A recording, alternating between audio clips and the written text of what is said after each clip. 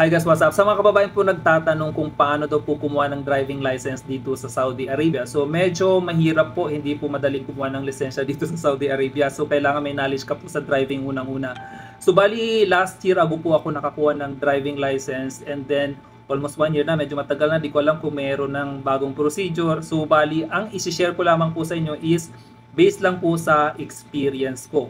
So, bali guys, ang una ko pong ginawa is pumunta po ako sa iba sa mga school, let's say yung Dala Driving School, tapos yung Jeddah Advanced Driving School. Kumbaga, inassess ko kung saan mas preferred pumunta. So, bali pagpunta ko ng Jeddah, I mean sa Dala Driving School, madaming tao or students. So, sabi ko baka matagalan ang proseso dito. So, nagpunta din ako sa Jeddah Advanced Driving School. Doon medyo organized konti yung tao, tapos parang sabi ko baka medyo mabilis yung proseso. So, not required po guys na pumunta sa driving school kapag wala pa po kayong appointment. Yung pagpunta ko po dun sa school, inassess ko lamang po para at least sa kung saan ang preferred kong school. So, bali po ang first procedure or first step po na gagawin nyo is mag-book po kayo ng appointment. Online po yon, sa My AppShare po yon. So, I believe lahat naman po tayo My AppShare na. So, doon po sa AppShare, i-navigate nyo na lamang po yung My Services doon. So, i-click nyo lamang po yun doon yung, medyo nakalimutan ko na, yung My Services and then yung Traffic. Traffic, yeah, may icon doon na Traffic. Kapag na-select nyo po yun, may lalabas po doon na mga schedule kung saan makikita nyo yung mga school. So, yung Jeddah Advanced Driving School, nag-o-offer siya hanggang 9 PM. So, medyo advantage guys kasi may panggabi po siya. So, hindi maapektuhan kapag may trabaho po kayo. So, after booking po, so may schedule na po kayo niyan na makukuha. Let's say, bukas po agad. Mabilis lamang po kung may available. So, pwede po i-schedule nyo, let's say, bukas ka agad. Let's say, na-book kayo ngayon, pwede nyo pong i-schedule bukas kung available kayo. So, let's say, bago po kayo pumunta ng driving school, ang gawin nyo po is i-download nyo po yung application, let's say po yung Jeddah Advanced Driving School. Nandyan po yung screen, yan po yung application. So, i-download nyo po yan, and then pagdating nyo po doon sa my school, kailangan nyo pong mag-register dyan po. So, medyo mahirap mag-register kasi kailangan pa po ng Arabic name. So, di naman natin alam yung Arabic name, di ba? So, bali ang ginawa ko noon, nakiusap ako sa katabi ko, Saudi po yata yun, sabi ko please put my name in Arabic dito sa my JDS, doon sa may application ng school. Sa application po yan ha. So, in-enter niya yung aking name. So, nag-proceed naman. So, naging okay naman siya. Sabi ko, nagtataka nga ako kasi may ikaman naman tayo. May AppShare naman tayo. Bakit kailangan pang i-input yung Arabic name natin? Dapat nakalink na yun, di ba? So, bali guys, kapag okay na yung registration nyo, so pipila po kayo doon. So, mag-i-scan nyo po yung QR code sa may counter. And then, siguro kapag na-scan po yung QR code nyo doon, is mababasa na po yung information nyo. So, doon po maghahantay po kayo, sasabihin po nung counter na upo kayo dyan, maghantay po kayo kasi pupuntahan po kayo ng teacher or yung instructor po, teacher, parang school, di ba? Ng teachers para mag-start na po yung assessment po. So, ang unang step po dyan is yung assessment po. So, bali sa isang kotse, sa isang sasakyan, 3 po kayong student yan. Isang teacher, or instructor, tapos 3 student po yan. So, dito sa first assessment na to, please be careful po at dapat po alam nyo po yung pagdadrive kasi po actual agad ang ipapagawa sa inyo. So, bali ang naging ginawa ko noon is hindi ako umupo sa unahan kasi kapag nasa unahan ka, ikaw ang una magdadrive. So, bali ang ginawa ko is umupo ako doon sa likuran. So, ang tip nan guys, dapat pangalawa lang po kayo. Huwag kayong maging una or panghuli. Dapat pangalawa lang po kayo kasi doon sa pangalawa, medyo alam nyo na po yung pinagawa doon sa una. So, bali ang gagawin nyo dyan, syempre kapag tapos na yung naunang student, so papalipatin kayo sa driver seat. So, katabi nyo po yung teacher niyan. So, wag po kayong ma-pressure. Wag nyo pong pahalata na napipressure kayo kasi alam nyo po yung mga teacher medyo nag-o-observe lang po yan. So, hindi nila pinapakita yung, let's say, ito mali yung ginagawa mo, gano'n nag-o-observe lang po sila. So, unang gawin nyo po, ayusin nyo po yung pagkaupo nyo. Let's say, mag-driver, ilagay nyo na po yung seat belt, tapos ayusin nyo yung komportabling seat nyo. And then, yun na, ang gagawin sa inyo is please drive na. So, ang gagawin yan is drive straight. So, straight nyo lang, i-follow nyo lang po. Careful lang po guys kasi may mga, kahit school yan, may mga stoplight po dyan, may red, may green. So baka mamaya bigla kayong mag-proceed kasi inisip nyo, school naman to Bacau, hindi nyo makita yung stoplight. So kapag naka-red, syempre stop tayo. Kapag naka-green, syempre proceed po tayo. So yun po yung ano doon, kasi hindi po sasabihin ng teacher drive straight. So baka mamaya naka-red yung bigla kayong nag-proceed. So may points na po kayo agad doon, may bawas points na. So bali ang unang pinagawa po sa akin noong time na yon is parallel parking po. Yung parallel parking po yun is may apat na coins ba? Ano ba yun? Yung coin, yung parang ice cream cone, hindi pala coin, ice cream cone. So doon sa parallel parking area na po yun, make sure po hindi po kayo magkamali at hindi po kayo mag-forward, mag-backward po. Dapat po kung ano yung proper parking, parallel parking, yun po yung gawin nyo. So bali ang ginawa ko po noong time na yun is nanood po ako sa YouTube kung paano mag-parallel parking po, kasi hindi ko naman alam masyadong mag-drive. Actually dito na lang ako sa Saudi natuto masyadong mag-drive. Sa Pilipinas, alam ko mag-drive pero medyo hindi masyado kasi wala naman kaming sasakyan. So yun guys, unang pinagawa is parallel parking po yun. So after parallel parking, so pinadrive uli, konting straight, konting liko, konting left and right, and then ang pangalawa is reverse parking na siya. So actual po yun guys, reverse parking na. So medyo iba yung reverse parking doon, iba sa mga, let's say sa mga mall, sa mga ibang parking lot dito sa shopping mall. Doon po yung reverse parking doon, X-type po yung road, X-type. Basta reverse parking ang gagawin nyo doon. So medyo madali lang yung reverse parking kasi nakikita nyo po sa right side yung paparkingan nyo. So kapag doon guys, gawin nyo lamang po yung technique is manood lang kayo sa YouTube kasi may mga proper technique dyan kung paano mag-reverse parking at paano mag-parallel parking. Basta take note guys, wag po kayong once po nakapark kayo, wag po kayong mag-forward and backward po. Kasi makikita agad dyan ng teacher na hindi pa kayo masyado marunong mag-drive. So ganito yung guys, yung first na pagpunta nyo doon sa school is tinatawag po yan na assessment po. Base po dyan sa assessment na yan, dyan ika-categorize kung saang level po kayo. So after nung assessment na yun, maghahantay kayo. Di nyo alam kasi baka mamaya pasado or bagsak. So lahat po yan pasado guys, kaso nga lang may 3 level na pagpipilian yung teacher nyo. So ito po yung tinatawag na, nandito nasa listahan ko po. Meron tayong tinatawag doon na beginner, intermediate, tapos yung advanced po. So let's say nakitaan kayo ng mali or hindi nyo masyadong alam yung parking, so baka ilagay kayo sa intermediate po. Yung intermediate medyo mataas po yung bayad nun.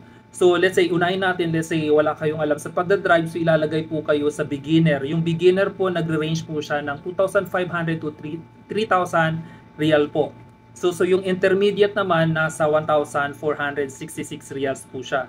So bali yung binigay sa akin na category or yung pag-assess sa akin is linagay ako sa may advanced. So advanced daw ako, marunong daw ako mag-drive. So chinarot-charot ko lang yung driver kaya binigay sa akin advanced. Charot lang guys ha. So binigay sa akin advanced, yung binayaran ko lang po noong time na yon is 690 real. So medyo mababa po siya. And take note guys, hindi sila nag-accept ng cash. So bring your ATM or debit card po para magbayad ng 690. So take note yan guys, kung wala naman kayong ATM, pwede kayong makiusap sa kasama nyo. So pwedeng bayaran nyo na lang siya ng cash tapos gamitin yung ATM nung kasama nyo. So ganun yung guys.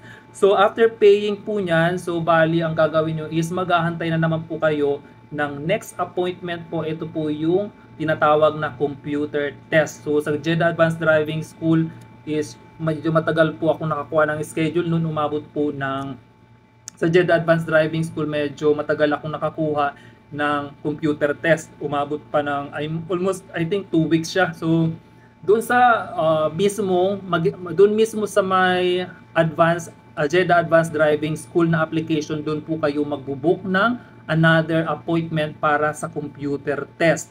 So yung computer test po guys, medyo nauna na pala. So bali after nyo po magbayad ng 690, so doon sa application na yon may training video po doon. So almost 6 hours po yung video na yon, 3 hours or 6 hours. Basta yun na po yun, parang 6 hours po. So papanoorin nyo po yung video na yon. Minsan may mga questions yung mga video na yon para makapag-proceed to another video. So kailangan nyo lang masagot yung mga video na yon. And then 6 hours po yun, inupuan ko po yun ng almost isang araw lang, 3 hours pa o 6 hours, inupuan ko po yun ng isang araw lang para at least matapos agad. So i-take note nyo lang po guys yung mga importanteng information doon, kasi kung ano yung nasa videos, yung po yung lalabas sa exam po. For sure po kung ano po yung nasa video, yung po yung lalabas sa exam. So madali lang po yung exam. Say, let's say ang pinaka-sample na question po dyan, let's say yung mga symbol po, karamihan mga symbol, tapos may yung iba mga situational po. So madali lang po yung situational, basta naiintindihan mo po yung question, so masasagot mo po yun. So guys, kapag let's say nakapag-book na kayo ng schedule for examination or yung tinatawag na computer test, so punta po kayo nung time na yon, exact po kayo, dapat advance po yung punta nyo, wag po kayo magpa-late. So yung exam po is napakadali lang po, kumbaga napaka self-explanatory lang kung ano yung nasa video yung pinanood nyo, so yun po yung lalabas sa exam. So kaya nyo po yan guys. Kung let's say mag-fail naman, pwede naman kayong bumalik, parang may bayad po siya na 86 reals po para sa re-examination. So bali para ma-confirm na pasado kayo sa computer test, makikita nyo po yun doon sa application po, sa application mismo ng JEDA Advanced Driving. So kapag nakapasa kayo, so another po, mabubuk naman po kayo ng appointment para sa 2 hours training po yun. Actual training po yun. So ang pag-book ng appointment medyo matagal din po noong time na yon. So parang nagantay po ako ng almost again 2 weeks para makakuha ng appointment sa training. So medyo yung training na yon is medyo nakakakaba kasi kayo lang dalawa nung teacher. So bali papagawa sa iyo yung mga actual driving. Minsan nga sabi nung teacher sa akin, why you didn't use the signal? So kaya careful kayo guys. Kahit pagliko, pagka kailangan yung gumamit ng signal. So, kahit driving school pa yan, kahit wala mga sasakyan, always use the signal. So, yun napansin sa akin, dito ako gumagamit ng signal. So, anyway, wala namang grade yung training na 2 hours. So, actually, ang ginawa nung katabi ko yung instructor is nagmo-mobile na lang. So, drive straight, left, right, yung ganun. So, medyo may mahirap doon yung mga coins, lagi akong coins, yung mga cone na tabi-tabi, yung parang ida-drive mo siya, yung parang ganun zigzag driving. So may ganung area, tapos may bridge, may stoplight, then how to overtake the car. So doon sa pag-overtake na car, medyo sabi niya mali yung pag-overtake mo. So ginaganon na ako. So kasi hindi ako masyadong wala pa akong masyadong alam sa driving. So sabi nung teacher, mali yung pag-overtake mo. Kasi sabi niya, pa nag-overtake, you need to put high speed na daw kasi para hindi ka maabutan nung nasa likod. So yun yung comment niya nung time na nagtitrain ako ng 2 hours. So guys, walang grade po yung training na 2 hours. So after that training po, babalik na naman po kayo para sa final exam. So yun po yung actual final exam, para po siyang yung assessment lang din, yung una kong ginawa. Doon sa final exam po is 3 po kayong students sa isang car, tapos may isang teacher. So ang gagawin din po doon, same lang sa ginawa ng assessment. Ang ginawa po is again, sa second na lang po kayo. Wag po kayo sa una, wag po kayo sa ulihan. So mas better po pangalawa po. So nangyari po sa akin noon is naging panghuli ako. So kapag pangalawa ka, medyo okay siya. So ang ginawa ng time na yun is again parallel parking, tapos reverse parking ulit. So make sure lang po walang backward, walang forward once na nakapark na po kayo. So kung kailangan din, wag nyo pong ipahalata. So parang ganoon na lang po. Basta make sure lang na wag kayo mag-backward, wag po kayo mag-forward kapag nagpa-park kayo. So yun po yung importante doon para at least makapasa po kayo. So doon po after ng final guys, then ang ginawa noon is inagantay kami. So doon sa application na yun guys, makikita nyo agad kung pasado kayo. So yung kasama kong dalawa na Arabo, pumasa agad sila. Sabi nila, oh, I got my pass, I got past the examination, sabi ng Arabo. Pero yung sa akin, medyo matagal. Sabi ko, bakit kaya sa akin napakatagal? Baka bagsak ako. Nag-fail kasi parang baka may mga comment doon sa pag-parking ko. So fortunately naman, after mga few minutes, nakita ko na sa application doon sa JEDA Advanced Driving School na 100% pasado naman siya. So after passing that final, so agad-agad makukuha nyo yung license, pupunta po agad kayo sa may Muror. Yung driving school, meron na po doon Muror, ready na po sila, then pwede na kayo magpa-print agad ng inyong what do you call that one, driving license. Yung driving license pala may 2 years, may 5 years. So yung 2 years is 80 reals, tapos yung 5 years is 200 reals po siya. So, take note pala guys, medyo nakalimutan ko. So sa ngayon daw, bali ang ginagawa is bago sila mag yung computer test, nagkakaroon na yata ng medical po, medical test. So bali ang ginawa ko noon time na yon, after ko pong mag final exam or final practical test, doon po ako nagpa-medical. So kasi sabi ko, baka may hindi ako makapasa, sayang lang ang binayad ko sa medical. So yun yung inisip ko. Kaya ang ginawa ko after practical, doon po ako nag-medical. So bali hindi ko pa nakuha agad yung license noon. So bumalik ako kinaumagahan sa school para makuha yung license.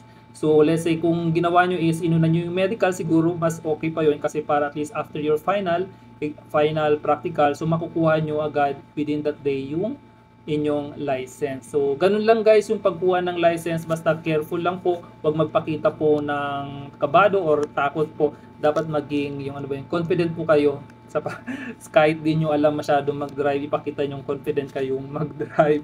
So yun lang guys yung aking actual experience.